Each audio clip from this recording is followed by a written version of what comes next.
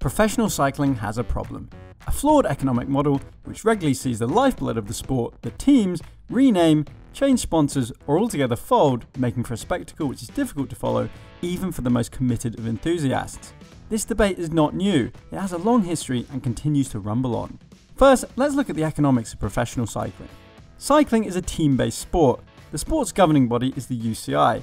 At the professional level, the UCI categorises teams into 3 divisions. The top 18 teams are the World Tour teams competing in the first division, the UCI World Tour. The second division consists of pro-continental teams and the third of continental teams. These 2 sets of teams compete in the UCI continental circuits, with pro-continental teams also invited to participate in some World Tour events.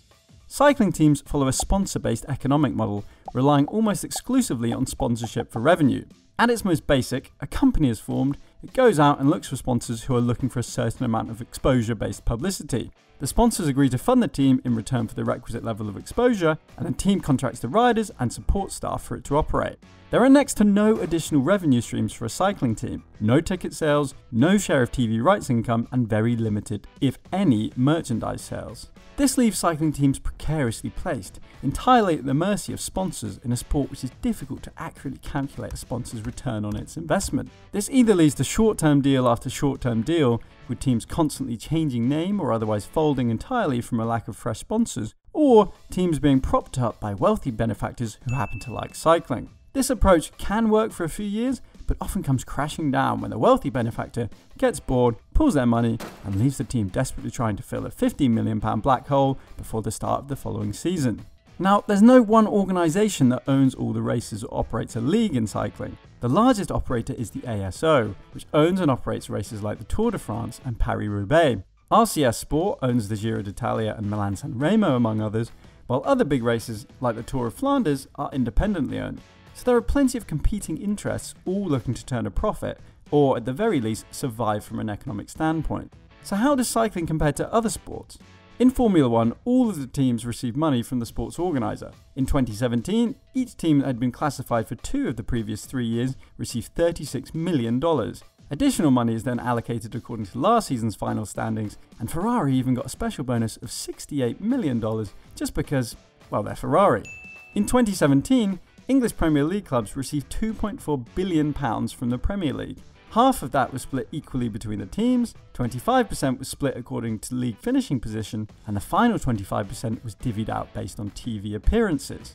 So it's simple, right? Let's just make sure our cycling teams receive money from the race organisers. A share of revenue, problem solved. If only it was that simple. Let's take the ASO for example. For the Tour de France, the ASO earns its money by selling broadcasting rights, selling sponsorship from hoardings, etc., and by charging towns to host its races. In 2016, the ASO pulled in €220 million. After paying all its costs, it made a tidy profit of €45 million. But not all of that was down to cycling. The ASO has other non-cycling interests too. Now, if we assume that €30 million of that profit was down to cycling, even if 50% of that amount was shared with teams, then each team would receive around €800,000, or just over 5% of the average World Tour team budget of £15 million. Revenue sharing is often cited as the silver bullet to fix cycling's financial woes, but it's clearly not the only answer.